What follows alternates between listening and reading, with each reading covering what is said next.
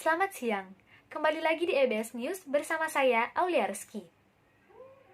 Salah satu masalah pembelajaran online atau daring yang sering dikeluhkan oleh masyarakat adalah besarnya biaya internet. Meskipun hal tersebut telah diatasi oleh pemerintah, namun masyarakat menganggap bahwa pemerintah lamban dalam merealisasikannya. Pemerintah telah memberikan bantuan kuota internet yang diberikan kepada peserta didik, mahasiswa, guru, dan juga dosen. Mekanisme pembagiannya diatur dalam Peraturan Sekretaris Jenderal Nomor 14 Tahun 2020 yang secara rinci menjelaskan bahwa peserta didik, pendidikan anak usia dini atau PAUD, mendapatkan kuota internet sebesar 20 GB, peserta didik jenjang dasar dan menengah mendapatkan kuota internet sebesar 35 GB, para pendidik PAUD, jenjang dasar dan juga jenjang menengah mendapatkan kuota internet sebesar 42 GB, dan para mahasiswa dan dosen mendapatkan kuota internet sebesar 50 GB. Besaran kuota tersebut dibagi dalam dua penggunaan, yakni 5 GB untuk kuota umum dan sisanya adalah kuota belajar. Sekedar tambahan, kuota umum adalah kuota yang dapat digunakan untuk mengakses seluruh laman dan aplikasi, sedangkan kuota belajar adalah kuota yang dapat digunakan untuk mengakses laman atau aplikasi pembelajaran yang daftarnya telah tercantum pada website Kemdikbud. Usaha pemerintah dalam memberikan bantuan kuota internet ini layak diberikan apresiasi yang positif.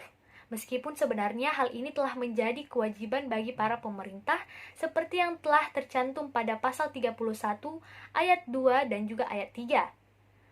Ayat 2 berbunyi, setiap warga negara wajib mengikuti pendidikan dasar dan pemerintah wajib membiayainya. Kemudian pada ayat 3 berbunyi, pemerintah mengusahakan dan menyelenggarakan satu sistem pendidikan nasional untuk meningkatkan keimanan dan ketakwaan, serta akhlak mulia dalam rangka mencerdaskan kehidupan bangsa. Berdasarkan kedua ayat tersebut, keluhan masyarakat mengenai besarnya biaya internet dalam pembelajaran online telah menjadi tanggung jawab bagi para pemerintah. Selain itu, pemberian kuota internet ini juga dipandang sebagai solusi yang tepat terhadap permasalahan yang sedang berkembang saat ini, yakni pandemi COVID-19. Meskipun telah diberikan bantuan kuota internet, namun masyarakat masih bertanya-tanya mengenai kenapa masih ada batasan antara kuota umum dan juga kuota belajar. Dan juga terdapat pertanyaan mengenai mengapa kuota belajar hanya terbatas pada laman ataupun aplikasi-aplikasi yang tertentu saja. Kemudian, terdapat juga pertanyaan mengenai mengapa para dosen atau guru tidak diberikan kebebasan untuk memilih sendiri aplikasi pembelajaran yang ingin mereka gunakan dalam proses pembelajaran.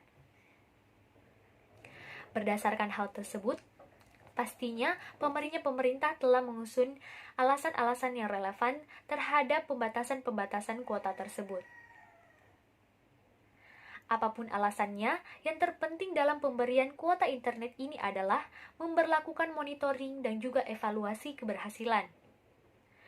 Monitoring dan evaluasi keberhasilan diperlukan untuk sebagai ukuran efektivitas dan esensi bantuan kuota internet dengan pekaitannya dalam pembelajaran. Namun, faktanya, monitoring dan evaluasi yang direncanakan terbatas pada mekanisme penyelenggaraan pemberian kuota internet ini, bukan pada keberhasilan antara proses dan juga hasil pembelajaran. Dalam pasal 7 Peraturan Sekretaris Jenderal Nomor 14 Tahun 2020 menyatakan bahwa monitoring dilakukan oleh KPA atau PKK Pusat Data dan Teknologi Informasi, pelaksanaan pengadaan bantuan kuota internet yang dilakukan berdasarkan laporan dari operator seluler. Selain itu, dalam peraturan ini juga dijelaskan mengenai evaluasi juga dilakukan oleh KPA atau PKK Pusat Data dan Teknologi Informasi untuk menganalisis kendala, menyusun rancangan-rancangan tindak lanjut untuk memprediksi apa saja potensi-potensi yang dapat terjadi dalam pengembangan pemberian bantuan kuota internet ini. Pemberian bantuan kuota internet ini memanglah positif. Namun efektivitas dari usaha ini tidak hanya diukur pada kesesuaian realisasi penyaluran kuota internet saja. Namun, lebih dari itu perlu dipertimbangkan efeknya yang nyata pada proses dan hasil belajar. Maka dari itu, monitoring dan evaluasi pemberian kuota internet sangat tepat untuk dilakukan. Terdapat juga usulan bahwa Dinas Pendidikan bisa melakukan monitoring atau evaluasi secara rutin. Misalnya, setiap pekan utusan dari Dinas Pendidikan berdialog dengan kepala sekolah atau guru atau bahkan siswa dan juga orang tuanya mengenai efektivitas dari pemberian kuota internet ini. Dari dialog tersebut tentunya akan memberikan informasi mengenai efektivitas dari pemberian kuota internet tersebut dalam meningkatkan motivasi belajar mengajar dan juga hasil belajar. Selain itu, dari dialog tersebut juga dapat dilihat apakah pemberian kuota data internet ini diteruskan, diberhentikan, ditambah, atau dikurangi, atau bahkan dirubah mekanisme penggunaannya dengan memberikan kebebasan pada ruang yang luas pada peserta didik, guru, mahasiswa, dan juga dosen untuk menggunakan bantuan kuota internet ini dalam proses pembelajaran. Dari Makassar, Aulia Reski melaporkan.